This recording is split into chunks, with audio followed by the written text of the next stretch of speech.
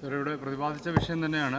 ഈ കിഫ്ബി പ്രൊജക്റ്റിൽ ആദ്യം ലഭിച്ച പല സ്കൂളുകളിലും നിർമ്മാണം പൂർത്തിയാവാതെ കിടക്കുന്നുണ്ട്. കേരളത്തിൽ പല സ്ഥലങ്ങളിലും പിറവം ഹയർ സെക്കൻഡറി സ്കൂള് ഈ നിലയിൽ കിടക്കുകയാണ്. ഗവൺമെൻറ് തലത്തിൽ തീരുമാനം വേണമെന്നുള്ളതാണ് പറയുന്നത്. ആദ്യ ഭാഗം പൂർത്തിയായി, രണ്ടാം ഭാഗം പൂർത്തിയാക്കാനായിട്ട് അതിൻ്റെ നിർമ്മാണ പ്രവർത്തനം പുനരാരംഭിച്ചിട്ടില്ല. സർക്കാർ തലത്തിൽ തീരുമാനം വേണമെന്ന് പറയുന്നു. അത് പറഞ്ഞാണ് 3 വർഷം പിന്നിടുകയാണ്. അതിനുള്ള ഒരു നടപടി, അത് അടിയന്തരമായി പൂർത്തിയാക്കാനുള്ള നടപടി ഗവൺമെൻറ് തലത്തിൽ നിന്ന് ഉണ്ടാവുമോ എന്നുള്ളതാണ് ചോദ്യം. സാർ, ഇതിലിപ്പോൾ ഞാനിവിടെ ആമുഖമായി പറഞ്ഞല്ലോ സാർ, കേരളം നമ്മുടെ രാജ്യത്ത് തന്നെ മാതൃകയാണെന്നുള്ള അടിസ്ഥാന സൗകര്യ വികസനമാണെന്നുള്ളത്.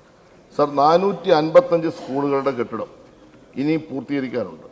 അതിൽ 120 സ്കൂളുകൾ, അങ്ങ് പറഞ്ഞ പിറവം സ്കൂൾ ഉൾപ്പെടെ 120 സ്കൂളുകൾ സാങ്കേതികമായ പ്രശ്നങ്ങളുടെ ഭാഗമായിട്ട് എല്ലാ വിശദാംശങ്ങളും ഉണ്ട്. അങ്ങേക്ക് ആവശ്യമുണ്ട്, ഞാൻ ഈ സമയക്കുറവുകൊണ്ട് ഇപ്പോൾ പറയുന്നില്ല, കൊടുത്തരാം. 120 സ്കൂളുകൾ സാങ്കേതിക തടസ്സമുണ്ട് സാർ. 334 സ്കൂളുകളുടെ നിർമ്മാണം നടന്നു വരികയാണ്, സമയബന്ധിതമായി പൂർത്തീകരിക്കും.